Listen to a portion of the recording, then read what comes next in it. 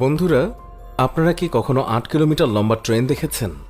বা এমন একটি রেলওয়ে ট্র্যাক যেটি বানাতে গিয়ে প্রায় ১ লক্ষ শ্রমিক প্রাণ হারিয়েছিল, আর সেই রেল লাইনটি এতটাই উঁচুতে অবস্থিত যে যাত্রীরা সেই রেল লাইনের উপর দিয়ে যাওয়ার সময় মাঝে মধ্যেই সেই সব মৃত শ্রমিকদের কঙ্কাল দেখতে পায়।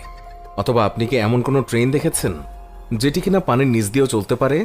বন্ধুরা, ভিডিওর শেষে আপনাদেরকে এমন একটি অদ্ভুত ট্রেন দেখাবো যেটা দেখে আপনারা অবাক না হয়ে থাকতেই পারবেন না। তাই অনুরোধ করব ভিডিওর একটা সেকেন্ডও মিস না করার জন্য। তাহলে চলুন আর সময় নষ্ট না করে আজকের এই ইন্টারেস্টিং ভিডিওটি শুরু করে ফেলি। The death railway, Burma. এই রেল লাইনটি ব্যান পং, থাইল্যান্ড থেকে সরাসরি বার্মা পর্যন্ত যাত্রা করে। বার্মা রেলওয়ে ডেথ রেলওয়ে নামেও পরিচিত, কারণ এটি নির্মাণের সময় প্রায় ১ লক্ষ শ্রমিক মারা গিয়েছিল, আর সেখান থেকেই এর নাম দেওয়া হয়েছে দ্য ডেথ রেলওয়ে বার্মা। তবে অবাক করার বিষয় হলো, এর মধ্যে অনেকেই নদী থেকে পড়ে মারা গেলেও অনেকেই আবার ইচ্ছাকৃতভাবে আত্মহত্যা করে মারা গিয়েছিল। কিন্তু তারা কেন আত্মহত্যা করেছিল এই বিষয়টি এখনও পর্যন্ত জানা যায়নি। এর থেকেও অবাক করা বিষয় হলো, এই রাস্তা দিয়ে যাওয়ার সময় যাত্রীরা সেই সব মৃত শ্রমিকদের কঙ্কাল দেখতে পায়। অনেকেই আবার দাবি করে সেই সমস্ত মৃত মানুষদের আত্মা এখনও সেখানে ঘুরে বেড়ায়। তাই এই রাস্তা দিয়ে যাওয়ার সময় যাত্রীরা ভয়ে সর্বক্ষণ সৃষ্টিকর্তাকে ডাকতে থাকে। আর এতটা ভয়ানক হওয়ার কারণেই এর নাম দেওয়া হয়েছে the death railway Burma. Indian W railway, এমন অদ্ভুত রেল লাইন আপনি হয়তো এর আগে আর কখনোই দেখেননি। আমেরিকার এই রেল লাইনটি অন্যান্য রেল লাইনের মতোই সমতল নয়, বরং একেবারেই আঁকাবাঁকা। এই রেল লাইনের উপর দিয়ে যখন ট্রেন চলে তখন আপনার দেখে মনে হবে যেন ট্রেনটি ডান্স করছে। এই রাস্তা দিয়ে ট্রেন চলার সময় অনেকবার ভয়ানক দুর্ঘটনাও ঘটেছে, তাই এই রাস্তাটিকে খুবই ভয়ানক বলে মানা হয়। মেকলং রেলওয়ে মার্কেট, ব্যাংকক। এখানে হঠাৎ ট্রেন আসার দৃশ্য দেখলে ভয়ে আপনি চমকে উঠবেন, কারণ এখানে আপনি যে মার্কেটটি দেখতে পাচ্ছেন, এই মার্কেটের উপর দিয়ে ট্রেন যাতায়াত করে। এটি থাইল্যান্ডে অবস্থিত।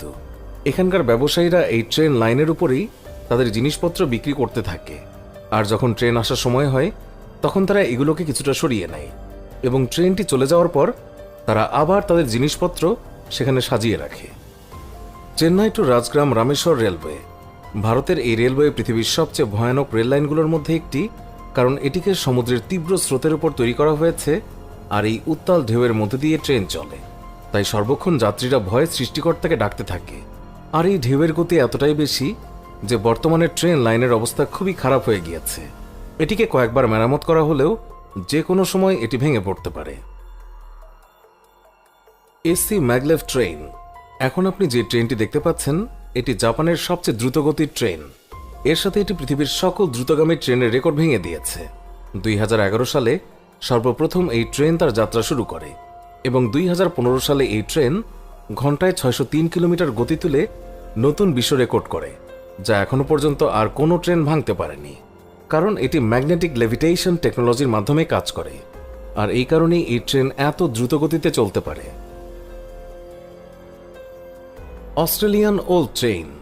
প্রায় ৮ কিলোমিটার লম্বা এই ট্রেন পৃথিবীর সবচেয়ে লংগেস্ট ট্রেন হিসেবে পরিচিত।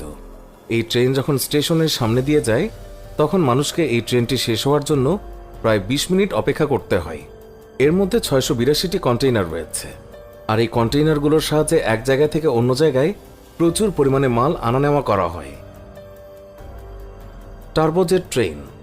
বর্তমানে ইঞ্জিনিয়াররা ট্রেনের গতি আরও বাড়ানোর জন্য বিভিন্ন ধরনের টেকনোলজি ব্যবহার করে চলেছে, কিন্তু ১৯৭০-এর দশকে তৈরি করা এই ট্রেন ঘন্টায় ২৯৫ কিলোমিটার বেগে চলতে পারত, যা সেই সময় মানুষ কল্পনাও করতে পারেনি।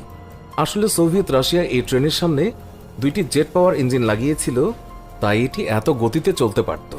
কিন্তু এত দ্রুত গতিতে চলার কারণে অনেক বেশি জ্বালানি খরচ হতো, এই কারণে সোভিয়েত সরকার এটি বন্ধ করে দেয়। ট্র্যাজেডি লুগনার্টস। আর্জেন্টিনাতে তৈরি করা এই ট্রেন পৃথিবীর সবচেয়ে ভয়ানক ট্রেনগুলোর মধ্যে একটি। এটিকে ট্রেন টু দ্য ক্লাউডও বলা হয়ে থাকে, কারণ এটিকে সমুদ্রতল থেকে ১৩,৮৫০ ফুট উপরে তৈরি করা হয়েছে। এটিকে ১৯৪৮ সালে তৈরি করা হয়েছিল, আর এই বিশাল আকারের ট্রেন লাইন তৈরি করার জন্য মোটামুটি ২৭ বছরের মতো সময় লেগে গিয়েছিল। এটি পৃথিবীর সবচেয়ে উঁচু রেল লাইনের মধ্যে ৫ম স্থানে রয়েছে। আর এত উঁচু রেল লাইনের মধ্যে দিয়ে যখন ট্রেনটি পার হয় তখন ট্রেনের মধ্যে থাকা যাত্রীদের নিঃশ্বাস বন্ধ হয়ে যাওয়ার মতো অবস্থা হয়। উপারটাল সাসপেনশন রেলওয়ে। জার্মানিতে তৈরি এই ট্রেন দেখতে খুবই অসাধারণ। তবে এই ট্রেন লাইনের সিস্টেম একেবারেই আলাদা। এই ট্রেন লাইনের ট্রেন স্বাভাবিকভাবে নয়, বরং উল্টোভাবে চলে, আর এইভাবেই গন্তব্যের দিকে যায়। এটিকে 1901 সালে তৈরি করা হয়েছিল। এই ট্রেনের সাহায্যে প্রতিদিন প্রায় 82,000 মানুষ যাতায়াত করে, আর এটি এভাবেই দুলতে দুলতে 1999 সালে নদীতে পড়ে গিয়েছিল। এতে 5 জন মানুষ খুবই ভয়ানকভাবে মারা গিয়েছিল। এছাড়াও প্রায় 50 জন মানুষ ভয়ঙ্করভাবে আহতও হয়েছিল। এছাড়াও 2008 সালে এবং 2013 সালেও এই ট্রেনের সাথে অনেক ভয়ানক দুর্ঘটনা ঘটেছে। আশা করি বুঝতেই পারছেন যে এই ট্রেনটি কতটা ভয়ানক। ট্রেনটি নদী থেকে প্রায় 40 ফুট উপর দিয়ে চলে। আসলে এখানে অতিরিক্ত পাহাড় এবং রাস্তায় অসুবিধার কারণে আন্ডারগ্রাউন্ড ট্রেন লাইন তৈরি করা সম্ভব নয়, তাই এই হ্যাঙ্গিং ট্রেন চালু হয়। এই একই ধরনের ট্রেন এখন জাপানেও তৈরি করা হয়েছে। Virtual train. বন্ধুরা, ট্রেন লাইনের ট্রেন চলতে তো অনেক দেখলেন, কিন্তু এখন আপনাদেরকে যে ট্রেনটি দেখাবো এটি কোনো ট্রেন লাইন নয়, বরং অন্যান্য গাড়ির মতো রাস্তা দিয়েই চলতে পারবে। এই ট্রেনটিকে চীন তৈরি করেছে। এটিকে চায়নার জুজাও শহরে চালানো হবে। এর মধ্যে লিথিয়াম ব্যাটারি লাগানো হবে, তাই এটি মাত্র 10 মিনিট 46 সেকেন্ডে 25 কিলোমিটার পর্যন্ত চলতে পারবে। এর মধ্যে একসাথে 25 জন যাত্রী অসাধারণ ভ্রমণের অভিজ্ঞতা নিতে পারবে। বন্ধুরা, এখন আপনারা ট্রেন সম্পর্কে এমন কিছু তথ্য জানতে চলেছেন যা প্রত্যেকটি মানুষেরই জেনে রাখা উচিত। আপনি হয়তো নিশ্চয়ই জানেন, ট্রেন একটি নির্দিষ্ট লাইনের উপরে চলে, কিন্তু এটি দেখতে যতটা সহজ, এর পেছনে ততটাই গভীর রহস্য লুকিয়ে রয়েছে। আসলে ট্রেন লাইনের লোহাগুলোকে বিছানোর আগে প্রায় 4 ধরনের লেয়ার বিছানো হয়। এর মধ্যে প্রথমেই রয়েছে সাবগ্রেড, যা সাধারণ মাটি দিয়ে তৈরি করা হয়। এই লেয়ার তৈরি করার জন্য সর্বপ্রথম রেল লাইনের সামনে যত গাছ, পাহাড় কিংবা পানি থাকে সেগুলোকে সরিয়ে দেওয়া হয়। এরপর এই লেয়ারগুলোকে মাঝখান থেকে কিছুটা ওঠানো হয়, যাতে করে কখনোই রেল লাইনে পানি জমে থাকতে না পারে এবং ট্রেন চলার সময় ট্রেন যেন কোনোভাবেই স্লিপ না হতে পারে। এর জন্য সেই মাটির লেয়ারের উপরে পাথরের কংক্রিট বিছানো হয়। তবে এগুলো কোনো গোল পাথর নয়, বরং আঁকা বাঁকা ধারালো পাথর, কারণ গোলাকার পাথর দিলে ট্রেন চলার সময় দুর্ভাগ্যক্রমে ট্রেন পিছলে নিচে পড়ে যেতে পারে। তারপর এর উপরে কংক্রিটের বিম লাগানো হয়। আপনি লক্ষ্য করলে দেখবেন, একসময় ট্রেন লাইনে কাঠের বিম ব্যবহার করা হলেও বর্তমান সময়ে কংক্রিটের বিম ব্যবহার করা হয়, কারণ কাঠের বিমগুলো অতি বৃষ্টির কারণে অল্প সময়ের মধ্যেই নষ্ট হয়ে যায়, আর এই কারণেই এখন কংক্রিটের বিম ব্যবহার করা হয়। এরপর এগুলোকে লোহার সাথে খুব শক্তভাবে আটকে দেওয়া হয়।